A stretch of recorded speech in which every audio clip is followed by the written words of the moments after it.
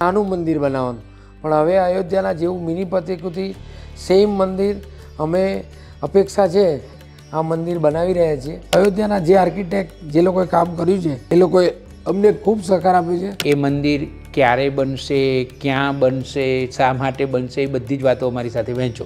એ જ જગ્યા ઉપર લોકેશન ઉપર આ રામ મંદિર રોડ ટચ તૈયાર થઈ રહ્યું છે. તો આપણે આ મંદિરમાં મિની અયોધ્યા એના માટે કરી રહીએ છીએ કે તે નવી સવારમાં હું રમેશ તન્ના આપનું પ્રસન્નતા સાથે સ્વાગત કરું છું. આજે આપણે શ્રી દિનેશભાઈ પટેલને મળી રહ્યા છીએ. દિનેશભાઈ, નવી સવારમાં તમારું સ્વાગત કરું છું. આ નવી સવારનો સ્ટુડિયો નથી, આ અમદાવાદના શાહીબાગ વિસ્તારમાં આવેલું શ્રી દિનેશભાઈ પટેલનું નિવાસસ્થાન છે.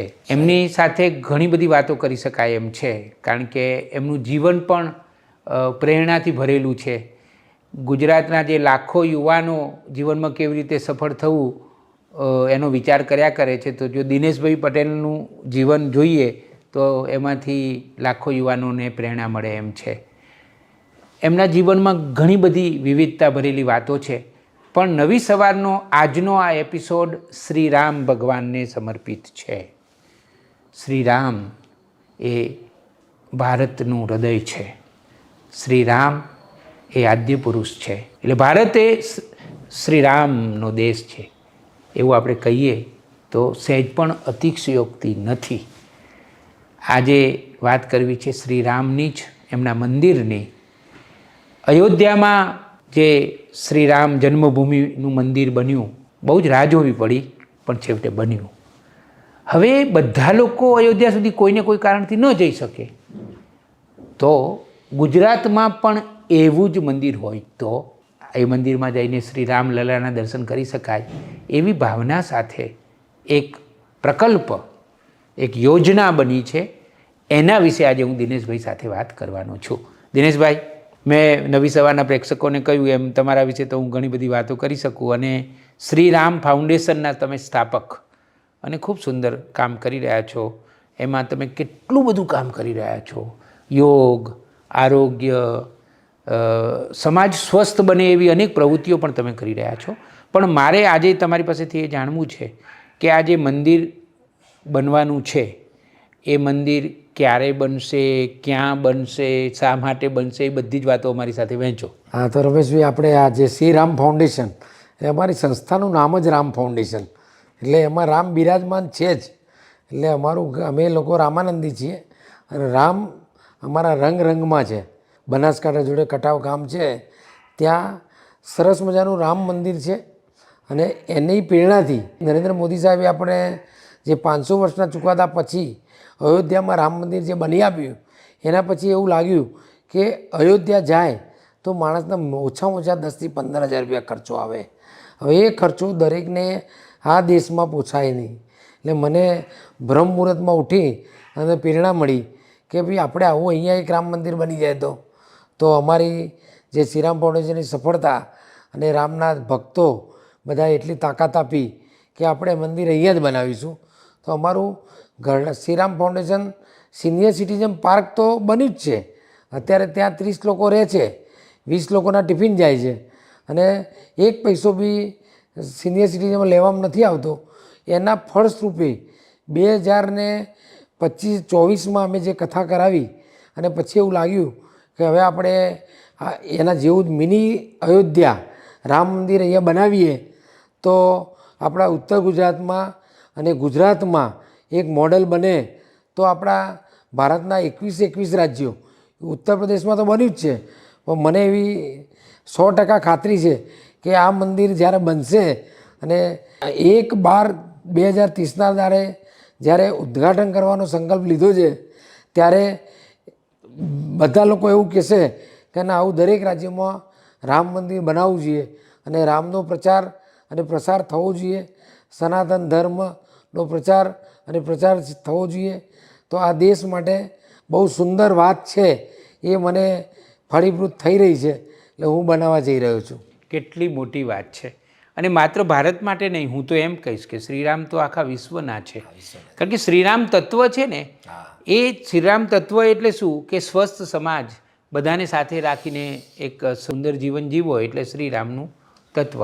હવે દિનેશભાઈ મારે તમને એ પૂછવું છે કે આ એક્ઝેક્ટ ક્યાં બની રહ્યું છે? હા, આપણે આ એક્ઝેક્ટ અમારું ગામ વસઈ ડાભલા ગોજારિયા અને વિસનગર રોડ ઉપર હાઈવે અંબાજી જતા દરેક યાત્રાળુઓ જ્યારે અમે ભાદરવી પૂનમમાં આવે ત્યારે અમારા ત્યાં સંઘો વૃદ્ધાશ્રમમાં રોકાય છે અને અમે લોકો ગઈ સાલ 30,000 લોકોને ખમણ અને જલેબી ખવડાવી હતી. એ જ જગ્યા ઉપર લોકેશન ઉપર આ રામ મંદિર રોડ ટચ તૈયાર થઈ રહ્યું છે અને આપણી ગુજરાત સરકાર આપણને 4 લેન બાલવાથી ગોજારિયા સુધીનો મંજૂર થઈ ગયો છે અને શરૂ કરી રહી છે. અમદાવાદથી કેટલું અંતર થાય અને ગાંધીનગરથી કેટલું અંતર? અમદાવાદથી અહીંથી જ્યાં બેઠા છે ત્યાંથી 60 કિલોમીટર થશે અને ગાંધીનગરથી 35 કિલોમીટર થશે. એટલે બહુ દૂર ના કહેવાય, નજીક છે. ઉત્તર ગુજરાત. 1 કલાક માટે પહોંચી અને આ વસઈ ડાબલા એટલે પેલું એક જમાનામાં નામા માટે જાણીતું, પ્રમોદ નામાની શાળા ગૌરીશંકરની એ માટે ફેમસ હતું. આખું જે મંદિર છે એ મંદિર કેવી રીતે, એમાં કેવડું હશે, કુલ કેટલી જમીનમાં મંદિર હશે એ વાત કરો. અત્યારે હાલ આપણે 2.5 વીઘા જમીનમાં સિનિયર સિટીઝન પાર્ક છે અને નવી આપણે 5.35 વીઘા એટલે 5.25 વીઘા જમીન આપણે હમણાં નવી ખરીદી છે અને એનો દસ્તાવેજ શ્રીરામ ફાઉન્ડેશન નામે થઈ ગયું છે. અને હવે પહેલાં એવો વિચાર હતો કે નાનું મંદિર બનાવવાનું, પણ હવે અયોધ્યાના જેવું મિની પ્રતિકૃતિ સેમ મંદિર અમે અપેક્ષા છે આ મંદિર બનાવી રહ્યા છીએ અને ભગવાન રામ આ અમારો સંકલ્પ છે એ પૂરો કરશે. રામના ભક્તોએ અમને ખોબલે ખોબલે દાન આપે છે અને એમાં હમણાં છેલ્લી 2 કથાઓમાં આપણને ખૂબ દાન મળ્યું છે તો આપણને આ સંકલ્પ પૂરો કરાવશે. તમને કેવો રિસ્પોન્સ મળી રહ્યો છે? બહુ ખૂબ સુંદર રિસ્પોન્સ મળી રહ્યો છે અને મને આજે જીવનમાં મને 62 વર્ષ થયા પણ મને એવું લાગે છે કે હવે મારે 5 વર્ષમાં બહુ કામ કરવાનું છે. એટલે હું ફક્ત ને ફક્ત 16 કલાક કામે લાગી ગયો છું આ ટાર્ગેટને પૂરો કરવા. સવાર અને સાંજ આ શ્રીરામ ફાઉન્ડેશન, એનડીએસ યોગ સેન્ટર અને ફેક્ટરી, આ 3 વસ્તુ અને યોગ પ્રાણાયામ, આ 4 વસ્તુને પૂરેપૂરો ન્યાય આપી અને આને પૂરું કરવું છે. અને બધાએ સરસ મજાનો અમારા કટાવના ગુરુગાદી જયરામદાસજી મહારાજ છે, આપણા કથાકાર રાજેન્દ્રભાઈ શાસ્ત્રી છે, આ બધાનો એવો સંકલ્પ છે. હમણાં પીડીપીમાં કથા કરાવી તો ખુરશીઓ છોડી અને લોકો ખુરશીઓ ભરાઈ ગયા પછી નીચે બેસતા હતા. 3500 માણસ ભોજન લેતા હતા અને એક દિવસમાં 1 કરોડ પ્રમાણે 7 દિવસની ભાગવત કથા હતી, 2 દિવસનું એક્સટેન્શન કરી અને 9 દિવસ કરી. દરિયાપાર પણ બહુ ગુજરાતીઓ રહે છે, અમેરિકામાં પણ ગુજરાતીઓ છે. અમે હમણાં અમારી સંસ્થા છે ગ્લોબલ ગુજરાતી ફેડરેશન, એમાં જે 3 મહેમાનો બોલાવ્યા હતા, વાસુદેવભાઈ પટેલ, હર્ષદભાઈ પટેલ પકાજી અને પ્રકાશભાઈ પટેલ પીવી, એ બધા મહેમાનો જ ત્યાંના હતા અને એ તો આખા અમેરિકાના તમામ ગુજરાતી સમાજોને ભેગા કરી રહ્યા છે અને એનું એક અધિવેશન એ મે મહિનામાં 2026માં બોલાવી પણ રહ્યા છે. તો આ જે પ્રકલ્પ છે આપણો, એમાં દરિયાપારના ગુજરાતીઓને જોડાવવું હોય તો અમે અમેરિકામાં હમણાં કમિટીની રચના કરી છે શ્રીરામ ફાઉન્ડેશનની. અમેરિકાથી દાન મળ્યું છે? મળી ગયું છે, ચાલુ કથાએ મળી ગયું છે અને ચાલુ કથાએ કમિટી બની છે અને અમારા શ્રીરામ ફાઉન્ડેશનના ટ્રસ્ટીઓના પુત્રો ત્યાં હાજર છે અમેરિકામાં અને એ લોકો બી કામે લાગી ગયા છે. એટલે અમેરિકાના ગુજરાતીઓ અથવા તો વિશ્વના 129 દેશોમાં ગુજરાતી, એટલે અમારા ઓસ્ટ્રેલિયા, કેનેડા, ન્યૂઝીલેન્ડ અને જર્મની, આ દેશોના બધા જ ગુજરાતીઓ અને આને પૂરેપૂરો ટેકો જાહેર કર્યો છે. હવે મને એ જાણવામાં મને રસ છે દિનેશભાઈ કે આ જે મંદિર બનવાનું છે એની થોડીક વાત કરો ને કે એ મંદિર કયા પ્રકારનું હશે? મંદિરમાં અત્યારે હાલ આપણે અયોધ્યામાં જે મંદિર છે એમાં તમે કેટલી વાર જઈ આવ્યા છો? હું 2 વાર જઈ આવ્યો છું. એટલે 3 એના સ્ટેપ છે, 3 સ્ટેપમાં છે. તો આપણે આ મંદિરમાં મિની અયોધ્યા એના માટે કરી દઈએ છીએ કે તે મંદિર બહુ વિશાળ છે તો આપણે એનું નાનું મોડેલ કરવા માગીએ છીએ. બેઠો હા ના, એટલે આપણે પાયાના પિલ્લરો આપણે નોંધીએ છીએ. 5 લાખ રૂપિયામાં પાયાના પિલ્લર લીધા છે આપણે. તો પિલ્લરો બી આપણે ઘણા બુક થયા છે. 11 લાખમાં ગર્ભસ્થના દાતા લખ્યા છે.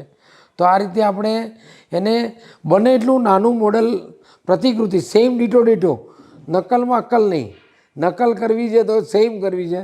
આપણા બજેટમાં એ લોકોએ જે કર્યું છે એને કઈ રીતે નાનું કરવું, ચોક કેવી રીતે નાનો કરવો, એની હાઇટ સમજો 20 ફૂટ રાખી છે તો અમે 10 ફૂટ રાખવાના છીએ. બરાબર, એટલે એના સ્ટેપ ઘટી જાય છે. એમના સ્તંભ આટલા છે તો અમે એના સ્તંભ ઘટાડવાના છીએ. એ રીતે અમે એને મિનિમાઇઝ કરી અને મોડલ તૈયાર કરવાના છીએ. અને અયોધ્યાના જે આર્કિટેક્ટ જે લોકોએ કામ કર્યું છે એ લોકોએ અમને ખૂબ સહકાર આપ્યો છે અને સારું અમને માર્ગદર્શન આપે છે.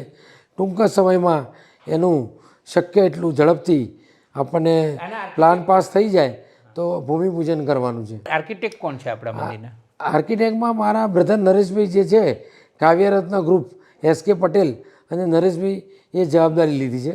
એટલે હું શ્રીરામ ફાઉન્ડેશનના રામસેવક તરીકે એનો ઓર્ગેનાઇઝ કરું છું. એ લોકોને બાંધકામ કરીને તૈયાર કરવાની જવાબદારી એ લોકોની છે. આજુબાજુમાં 6 મંદિર બનશે. આપણે ત્યાં જે હનુમાનજીનું મંદિર છે, શિવનું મંદિર છે, એવા 6 મંદિરો ત્યાં બનશે પરિક્રમામાં. આમાં સરકાર કોઈ રીતે જોડાઈ છે કે આ આપણો સમાજનો જ પ્રોજેક્ટ છે? સરકારમાં એવું મળે છે કે ભાઈ આપણે જે ધાર્મિક યાત્રાધામ બોર્ડ કરીએ તો સરકાર આપણને મદદ કરે છે. પણ અમે લોકો અત્યાર સુધી અમારું Shriram foundation senior citizen park છે એમાં 1 રૂપિયાની સરકારની મદદ લીધી નથી અને મદદ લેવાની ઈચ્છા બી નથી. આપણે જાતે સ્વયંભૂ આપણે જ સરકારના ભાગીદાર થઈ અને જાતે કામ કરવા માગીએ છીએ. તમારા જીવનમાં શ્રીરામ ભગવાનનું મહત્ત્વ શું છે એ અમારે જાણવું છે. મારા મધરનું નામ સીતા છે અને બ્રધરનું નામ દશરથ રાજા હતું અને મારું નામ દિનેશભાઈ છે. એટલે અમારા પરિવારમાં અને કુટુંબમાં 200 જણાનું કુટુંબ છે. એક સાથે આજે બી લગ્નમાં એક સાથે છે, એક સાથે કુટુંબ રહે છે અને ક્યાંય કુટુંબમાં વિખવાદ નથી, ક્યાંય કોઈ જોડે માથાકૂટ નથી.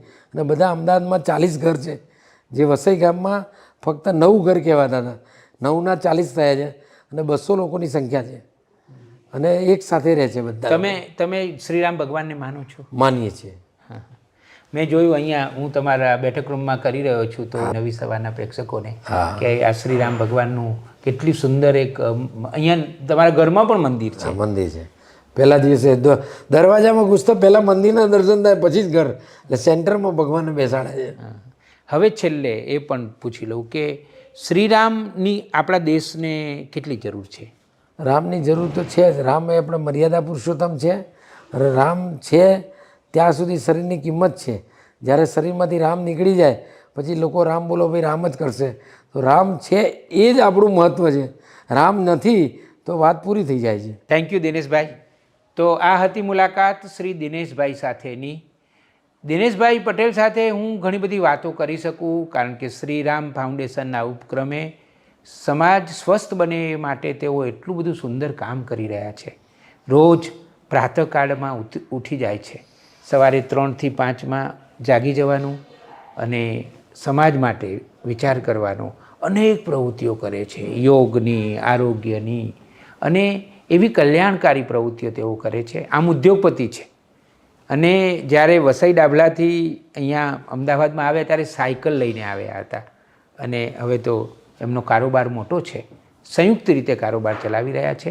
એમની સાથે ભવિષ્યમાં જુદા જુદા વિષય ઉપર ચોક્કસ વાત કરીશું. રામલલ્લાના મંદિર વિશે, ગુજરાતમાં નિર્માણ પામનારા મંદિર વિશે આટલી સુંદર વાતો અમારી સાથે વહેંચી આપનો હૃદયપૂર્વક આભાર માનું છું અને નવી સવાર તરફથી આપને ખૂબ શુભકામનાઓ આપું છું કે આપનો આ સંકલ્પ સમયસર પૂરો થાય અને અત્યંત ભવ્ય રીતે પૂરો થાય.